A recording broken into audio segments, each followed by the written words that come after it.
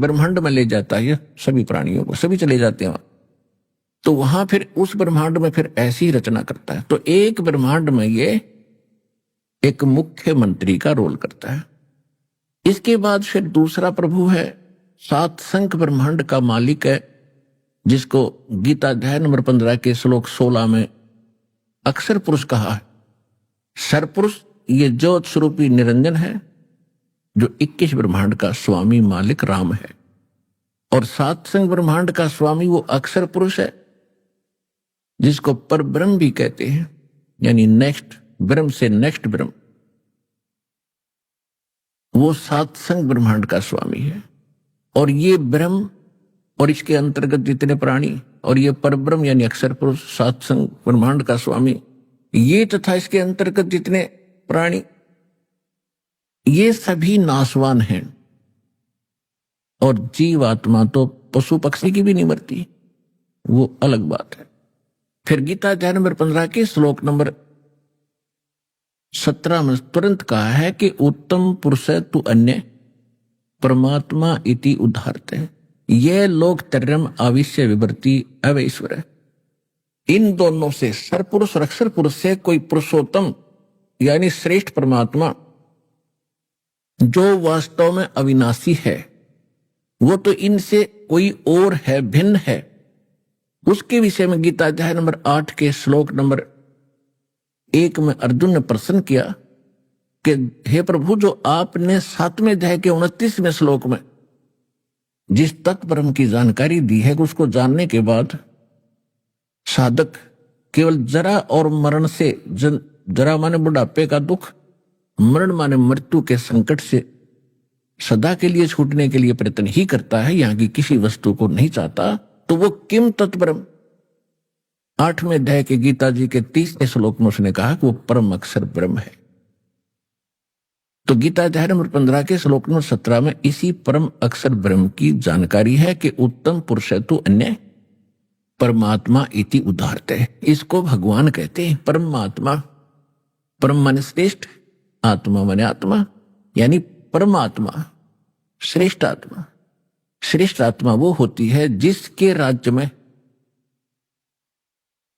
ना कोई दुखी हो, किसी को तंग नहीं करता, ना मारता, केवल सुख सुख ही देता, वो परमात्मा होता है। उसी को भगवान कहते हैं।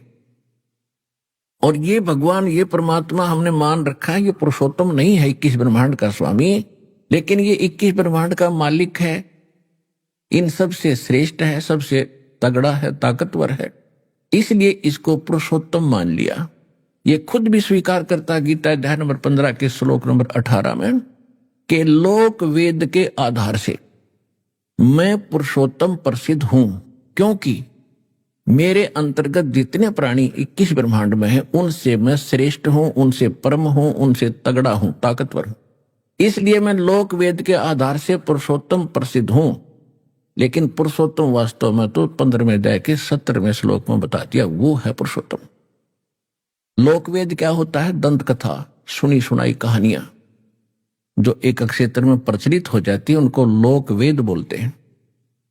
जैसे हम लोकवेद के आधार से श्री ब्रह्मा, श्री विष्णु, श्री शिव जी को अजरो उम्र कहा करते थे। इनके कोई माता पिता नहीं, ये कभी जन्म नहीं लेते, इनकी कभी मृत्यु नहीं होती। ये था एक लोकवेद दंत कथा जो सत्य से हटकर होती है। अब इनके जीवन लीला में हमने देखा कि खुद स्वीकार करते हैं कि हमारी जन्म मृत्यु होती है, हम अविनाशी नहीं है। अविनाशी तो कोई और परमात्मा है। तो कहने का जो तात्पर्य है, हम वही आते हैं उसी प्रसंग पर कि ये जो परमात्मा है, अब हमने जैसे जो जाकी शरणा बसे अर्ता को ताकी लाज, जल सो ही मछली चढ़ जा और बह जाते गजराज। तो अब हमने सिलेक्ट करना है कि किस परमात्मा की भक्ति करने से हमें सर्व लाभ और पूर्ण मोक्ष प्राप्ति हो सकती है। श्रीमद् भगवत गीता अध्याय नंबर 2 के श्लोक नंबर 12 में गीता ज्ञानदाता ये ब्रह्म है, सरपुरुष है, 21 ब्रह्मांड का स्वामी है। श्री ब्रह्मा, श्री विष्णु, श्री शिव जी का ये पिता है। ये खुद कहता है कि अर्जुन तेरे और मेरे बहुत जन्म हो चुके हैं। ये श्री कृष्ण जी में प्रवेश करके बोल रहा है। और हम तुम आगे भी जन्मेंगे, पहले भी जन्मे थे। गीता अध्याय नंबर 4 के श्लोक नंबर 5 में ये कहता है कि अर्जुन तेरे और मेरे बहुत जन्म हो चुके हैं, तू नहीं जानता मैं जानता। इससे भी सिद्ध हुआ कि गीता ज्ञानदाता नासवान है, जन्म मृत्यु होती है। और गीता अध्याय नंबर 10 के श्लोक नंबर 2 में ये गीता ज्ञानदाता ब्रह्म खुद कहता है कि मेरी उत्पत्ति को न तो देवता जानते न मैं ऋषि जानते, क्योंकि ये मेरे से उत्पन्न हुए। दुर्गा और काल ब्रह्म ये दोनों पति पत्नी हैं। इन दोनों से रजगुण ब्रह्मा, सतगुण विष्णु, तमगुण शिव जी प्रथम उत्पन्न हुए, एक एक करके। पहले ब्रह्मा जी का जन्म हुआ, फिर कुछ वर्ष के बाद विष्णु जी का जन्म हुआ दुर्गा के गर्भ से, और कुछ वर्ष के बाद शिव जी का जन्म हुआ। बड़ा ब्रह्मा है, बीच वाला विष्णु जी और सबसे छोटा शिव जी। उसके बाद ये ऋषि महर्षियों का जन्म इन्हीं देवताओं से हुआ है। तो पिता की उत्पत्ति को संतान नहीं जान सकते, इसलिए ये कहता है काल ब्रह्म कि मेरी उत्पत्ति तो हुई है, लेकिन ये देवता और ये ऋषि ये नहीं जानते, क्योंकि ये मेरे से उत्पन्न हुए। तो जिसने इस काल ब्रह्म की उत्पत्ति की वो है मालिक, सबका परमपिता, सबका जनक, वो है परम अक्षर ब्रह्म। और ये स्वयं कहता है कि मेरी भी जन्म मृत्यु होती है, तुम्हारी भी जन्म मृत्यु रहेगी। अब गीता अध्याय नंबर 18 के श्लोक नंबर 62 में कहा कि अर्जुन तू सर्व भाव से उस परमेश्वर की शरण में जा, उसकी कृपा से ही तू परम शांति को और सनातन परम धाम को प्राप्त होगा, शाश्वत स्थान को प्राप्त होगा। शाश्वत स्थान कौन सा? जिसका कभी नाश ना हो। गीता अध्याय नंबर 15 के श्लोक नंबर 4 में कहा कि तत्वदर्शी संत की प्राप्ति के उपरांत उससे प्राप्त तत्व ज्ञान रूपी शस्त्र से इस अज्ञान को काटकर, यानी अच्छी तरह इस अध्यात्म ज्ञान को समझकर उसके पश्चात परमेश्वर के उस परम पद की खोज करनी चाहिए, जहां जाने के बाद साधक फिर लौटकर कभी संसार में नहीं आते, और जिस परमेश्वर ने सब ब्रह्मांडों की रचना की, और केवल उसी की भक्ति करो, अन्य की नहीं। गीता ज्ञानदाता स्पष्ट कर देता। तो वो परमात्मा कौन है? तो सत्संग इसी का नाम है जो सब सदग्रंथों का निर्णय कर दे। और परमात्मा ने 600 वर्ष पहले इस कलयुग में और प्रत्येक युग में आकर ये सत्संग कर रखा था। सौभाग्य हमारा कि धर्मदास साहब जी ने ये लिख लिया, आज हमारा युग काम आया। उसके बाद अपनी प्यारी आत्मा आदरणीय गरीबदास साहिब जी को परमात्मा ने यू खजाना पुण्य दिया, जिसमें अभी तक कोई डिस्टरबेंस नहीं हो पाई। और 600 वर्ष पुराना कबीर पंथ में काल के दूत घुसकर काफी कबीर सागर में फेर बदल करने की कुचेष्टा इन्होंने की, जैसे इनकी बुद्धि ने काम किया। लेकिन फिर भी उसमें सत्य बहुत छुपी रहेगी। उसकी पूर्ति के लिए संवत 1774 में आदरणीय गरीबदास साहिब जी का जन्म हुआ, और सन 1700 यानी उसके बाद 10 वर्ष की आयु के में परमात्मा स्वयं आए सतलोक से, उस बालक गरीबदास जी को मिले, सतलोक सचखंड लेकर के सारे ब्रह्मांडों की सटीकता से परिचित कराया, और अपना लोक दिखा जहां भगवान रहता है स्वयं कबीर परमात्मा। वहां कितने सुखी प्राणी हैं, कैसे वहां का रहन सहन सुंदर है, और कैसे अमर शरीर है। वहां जाने के बाद फिर मृत्यु जन्म नहीं होता, ना अमृत अवस्था है। फिर गरीबदास जी को वापस छोड़ा, जिस समय गरीबदास साहिब जी को मृत जानकर चिता पर रख दिया था। उसके बाद गरीबदास साहिब जी को विश्वास हुआ कि मैं सचमुच सतलोक होकर आया हूं, नहीं तो वो स्वप्न मान लेते यदि चारपाई पर पड़े पड़े जो का तू वापस शरीर हो जाता। उसके बाद परमात्मा ने उनके अंदर वो ज्ञान फीड कर दिया जो सत्य से परिपूर्ण है।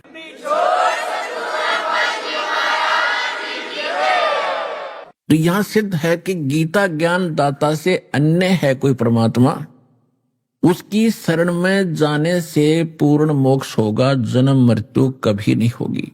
और जब जन्म मृत्यु समाप्त होगी तभी हम सुखी होंगे। परम शांति तभी होगी, ना हो ही नहीं सकती, चाहे राष्ट्रपति बन जाए इस पृथ्वी का।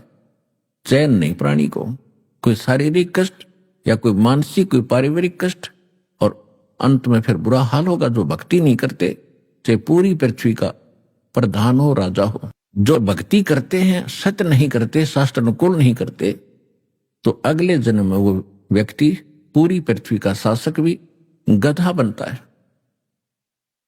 बताओ फिर क्या जीवन है ये मनुष्य का? क्या उपलब्धि खाक हुई? हमने तो ये सोच रखा बस प्रधानमंत्री बन गए तो हमने सब कुछ पा लिया। ये तो भूल बड़ी लगी आपके। जो पाना था इस मनुष्य जीवन से वो तो स्टार्ट भी नहीं किया आपने। वो तो सत्संग से जानकारी होती है। तो यहां गीता ज्ञान दाता कहता है कि वो परमात्मा और है, उसकी शरण में जाने से आपको वो स्थान प्राप्त होगा जहां जाने के बाद फिर कभी लौटकर संसार में प्राणी नहीं आते, उनका पूर्ण मोक्ष और परम शांति प्राप्त होती। उसके लिए गीता अध्याय नंबर 4 के श्लोक नंबर 32 और 34 में एक निर्णय दिया है। 32 में यह कहा है कि अध्यात्म मार्ग का कंप्लीट स्पिरिचुअल नॉलेज, पूर्ण अध्यात्म ज्ञान, यज्ञों यानी अनुष्ठान, धार्मिक अनुष्ठानों की जानकारी परमात्मा स्वयं आकर के सच्चिदानंद घन ब्रह्म ब्रह्मणे मुखे, उसमें एक शब्द है चौथे अध्याय के 32वें श्लोक में मूल पाठ में, ब्रह्मणे मुखे। इन्होंने वह अर्थ गलत कर दिया, वेद की वाणी लिख दिया। नहीं, गीता अध्याय नंबर 17 के श्लोक नंबर 23 में इन्होंने ब्रह्मणे का अर्थ सही किया है कि ओम तत्सत इति निर्देश ब्रह्मणे त्रिविद समर्थ है। वह इन्होंने सही अर्थ किया है कि सच्चिदानंद घन ब्रह्म यानी परम अक्षर ब्रह्म, जो गीता अध्याय नंबर 18 के श्लोक 66 में 62 में, गीता अध्याय नंबर जो 8 के श्लोक नंबर 3 में जिसके विषय में कहा वो परम अक्षर ब्रह्म, गीता अध्याय नंबर 15 के श्लोक नंबर 17 में जिसके विषय में कहा वो है परम अक्षर ब्रह्म। और उस सच्चिदानंद घन ब्रह्म को पाने के लिए गीता अध्याय नंबर 17 के श्लोक 23 में कहा है कि सच्चिदानंद घन ब्रह्म के पाने का 3 मंत्र का जाप है। ओम ये तो सर पुरुष का, तत् ये सांकेतिक शब्द है, ये अक्षर पुरुष का गीता अध्याय नंबर 15 के श्लोक नंबर 16 में जो दो पुरुष बताए, सर पुरुष और अक्षर पुरुष। सर पुरुष ये ब्रह्म है, इसका ओम जाप है। अक्षर पुरुष का तत्व ये सांकेतिक है, जो दास आपको बताएगा। जो सतनाम प्राप्त है उनको पता है इन दोनों अक्षरों से मिलकर सतनाम बनता है। और तीसरा जो है वो परम अक्षर ब्रह्म का जाप है सत्य। वो सत्य जो है वो है सार शब्द, सारनाम। तो इस प्रकार सच्चिदानंद घन ब्रह्म यानी परम अक्षर ब्रह्म पूर्ण परमात्मा को पाने का 3 मंत्र का जाप है, नथिंग एल्स इति, बस यही। अब इसमें जो दास स्पष्ट करना चाहता है, चौथे अध्याय के 32वें श्लोक में फिर ये ब्रह्मणे शब्द है, उसमें ब्रह्मणे मुखे कहा है। ब्रह्मणे मुखे माने सच्चिदानंद घन ब्रह्म ने अपने मुख कमल से जो ज्ञान दिया है वो सच्चिदानंद घन ब्रह्म की वाणी है। उसमें विस्तार के साथ वो धार्मिक अनुष्ठानों की जानकारी दी गई है, उसको तत्व ज्ञान कहते। चौथे अध्याय के 34वें श्लोक में कहा कि उस तत्व ज्ञान को तू तत्वदर्शी संतों के पास जाकर समझ। उनको दंडवत प्रणाम करने से, कपट छोड़कर नम्रतापूर्वक प्रसन्न करने से वो तत्वदर्शी संत तुझे उस परमात्म तत्व का यानी उस तत्व ज्ञान की जानकारी देंगे। तो गीता अध्याय नंबर 18 के श्लोक नंबर 62 में कहा है कि तू सर्वभाव से उस परमेश्वर की शरण में जा, उसकी कृपा से तो परम शांति को, सनातन परम धाम को प्राप्त होगा। तो वो चौथे अध्याय के 34वें श्लोक में बता दिया कि उसको तत्वदर्शी संत बताओगा। 15वें अध्याय के प्रथम मंत्र में तत्वदर्शी संत की पहचान बता दी है कि उल्टे लटके हुए संसार रूपी वृक्ष के जो सभी विभाग बता देगा। एक उदाहरण देकर समझा है कि ऊर्ध्व मूलम अधः शाखम अश्वत्थम अवय प्राहु, ये उल्टा लटका हुआ संसार रूपी वृक्ष है जो ऊर्ध्व मूलम अधः शाखम, जिसके ऊपर न जड़ है नीचे को शाखा है। छंदासी यस्य प्रणानी यह तम वेद स वेदवित, इसके छंद जो हैं ऊपर को जड़ नीचे को शाखा, ऊर्ध्व मूलम अधः शाखम। और पत्ते आदि जो इसके विभाग हैं, छंद हैं, उनको जो व्यक्ति जानता है सबको, स वेदवित, वह वेद के तात्पर्य को समझने वाला अर्थात तत्वदर्शी संत है। 600 वर्ष पहले परमात्मा ने स्वयं तत्वदर्शी संत की भूमिका की थी। दास ने अभी सत्संग के प्रारंभ में यही बताया था कि परमात्मा ही आके सत्संग करते हैं, अन्य के पास सत्संग नहीं हो सकता। परमात्मा ही सत्संग करता है, सत्य ज्ञान वही दे सकता है। तो उन्होंने 600 वर्ष पहले अपनी सच्चिदानंद घन ब्रह्म की वाणी में कहा था, कबीर वाणी में, अक्षर पुरुष एक पेड़ है, निरंजन वा की डारे, तीनों देवा शाखा है, भाई पाते रूप संसार। प्रणाली भी बता दिए, पत्ते भी बता दिए कौन है।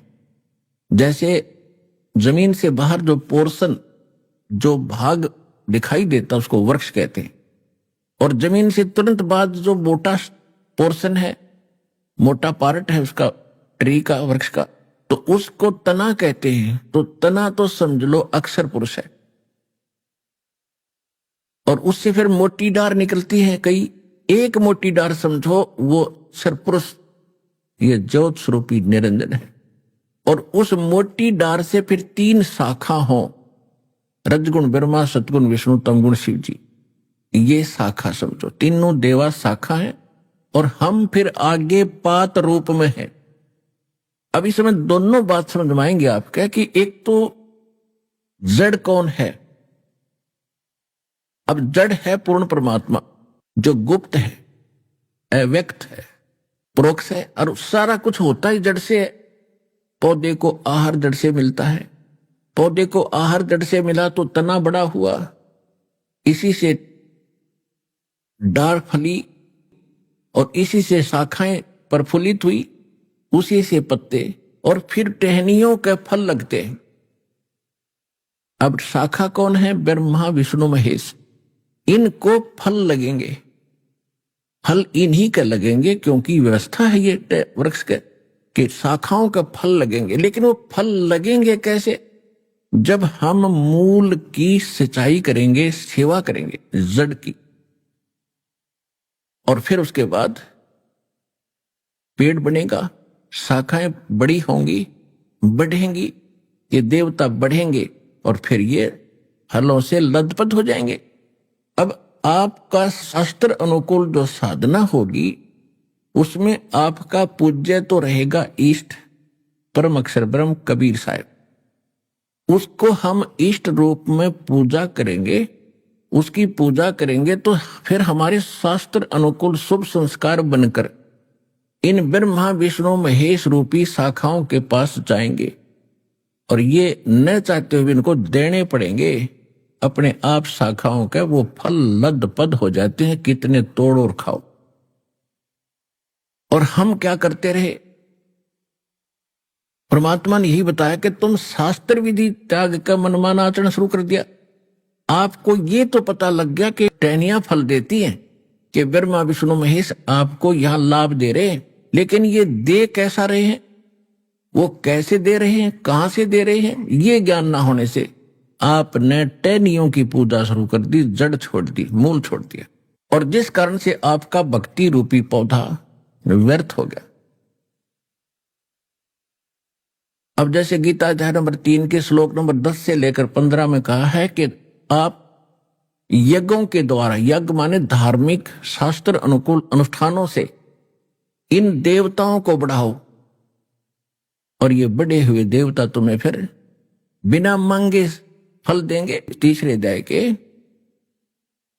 12 श्लोक में फिर कहा है कि जो इनको दिए बिना, यानी शास्त्र धर्म अनुष्ठान नहीं करते, धार्मिक अनुष्ठान भक्ति धर्म कर्म नहीं करते, तो वो तो चोर हैं परमात्मा की, वो पाप खाते हैं।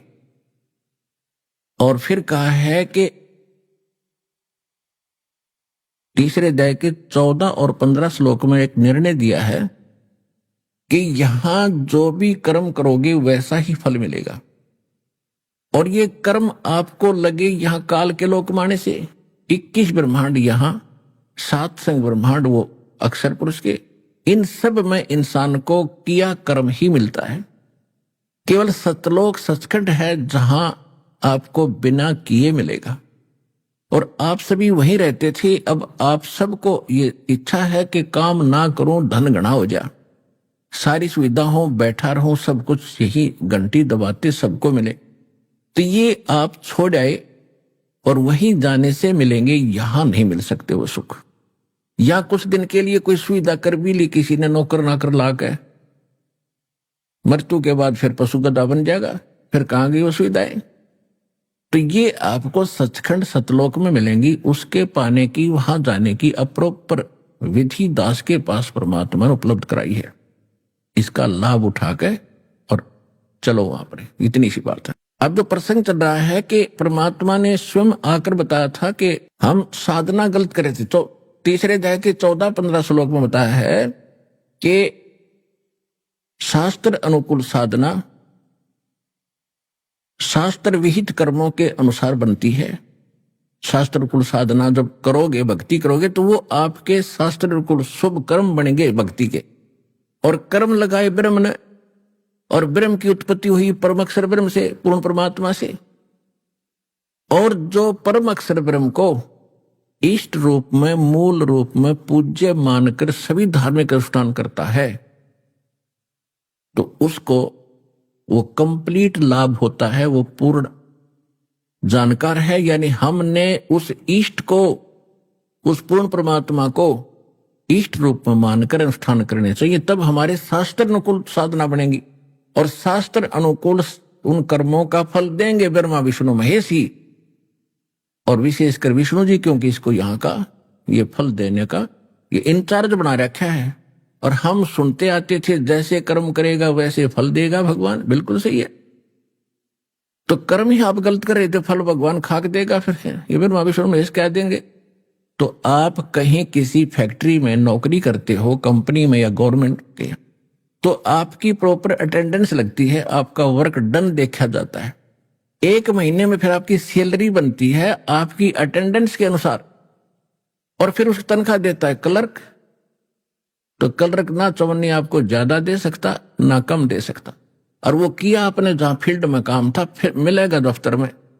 इसी प्रकार समझ लेना कि शास्त्र अनुकूल साधना जब आप करोगे, वो शुभ शास्त्र अनुकूल शुभ संस्कार भक्ति के आपके बने, तो फिर वो फल ये ब्रह्मा विष्णु महेश रूपी क्लर्क ही देंगे आपको, और नहीं दे सकता, यहाँ का इंचार्ज है। पुण्यात्माओं, हम अपने बच्चों को और स्वयं भी शिक्षा के लिए कितना तवज्जो देते हैं, कितना महत्व देते हैं। और लगभग 16 वर्ष बच्चा पढ़ता है, 16वीं करेगा, 16 पढ़ा, उसके बाद एमएड बीएड या कोई ट्रेनिंग करता है, तो 20 वर्ष हम अपने बच्चों को, बेटा बेटियों को फ्री छोड़ देते हैं कि बेटा आप पढ़ो और अपना जीवन सफल करो। तो कितना सिलेबस पढ़ते हैं, ट्यूशन भी लगाते हैं, ना जाने दिन रात लगे रहते हैं, तब जाके कोई सफलता मिलती है। और वो शिक्षा तो होगी, लेकिन उसमें भी सबको वो उपलब्धि नहीं होती। 10% ही को कोई नौकरी, कोई व्यवसाय प्राप्त होता है, अन्यथा 90% अपना वही दैनिक कार्य करते हैं, उनको लाभ भी ना हुआ। और इस अध्यात्म मार्ग की जो साधना और प्रयत्न है, मजदूरी, ये कभी विफल नहीं जाएगी। इससे आपके संस्कार भी शुभ होंगे, आपके जो कर्म में ना लिखा होगा शुभ, वो भी मालिक देगा इन शुभ कर्मों से, इस जन्म में भी स्टार्ट कर देगा। तो इसके लिए हमने इब नए सिरे से इतनी ही तवज्जो इस अध्यात्म मार्ग को समझने के लिए देनी पड़ेगी। इसके लिए परमात्मा ने इतनी सुविधा कर दी है कि कलम तोड़ दी, प्रोजेक्टर बनवाए, चैनल बनवाए, एक चिप बनवा दी, एक मेमोरी कार्ड छोटा सा, इसमें 10-10, 40-40 घंटे का सत्संग सुन सकते हो। जब भी संसारी कार्य से, पढ़ाई से, जो भी आप जॉब भी कर रहे हो, कोई मजदूरी कर रहा है, तो अवश्य थोड़ा सा समय परमात्मा के ज्ञान को समझने में निकालो। हम अपने प्रत्येक कार्य के बाद बहुत से ऐसे गलत काम करते थे जिनकी कति आवश्यकता नहीं थी। ताश खेलना, कित बैठकर 10-5 में गप्पे मारना, कित राजनीति की चर्चा करना, या बच्चे पढ़ाई छोड़कर के बाद जो समय मिलता है उसमें फिल्म देखते हैं, तो वो समय व्यर्थ जाता है। उस समय को परमात्मा के ज्ञान सुनन में और इस प्रमाणों को देखकर परमात्मा को जानने में अवश्य लगाए। तो इसके लिए परमात्मा ने ऐसी सुविधा दी है, आसानी से आप समझ सकते हो। क्योंकि गुरु क्या होते हैं, ये आध्यात्मिक टीचर होते हैं। और इस काल ने इसकी इतना प्रारूप बिगाड़ दिया भक्ति का, किसी ने 4 बात सीख ली वो गुरु बन गया, अटपट खटपट करके लाखों को बर्बाद करके आप भी नरक में, साथ उन घसीट ले गया। तो अब हमने उन गुरुओं को भी पहचानना है जो भक्ति मार्ग ठीक नहीं रखते, तो वो सबसे बड़े अपने जीवन के दुश्मन और साथ में अन्य प्राणियों के भी वो शत्रु सिद्ध होंगे। वो बुरे नहीं है, उनको ज्ञान नहीं है, उनके साथ आपने बद व्यवहार नहीं करना चाहिए, लेकिन कोशिश करो समझाने की।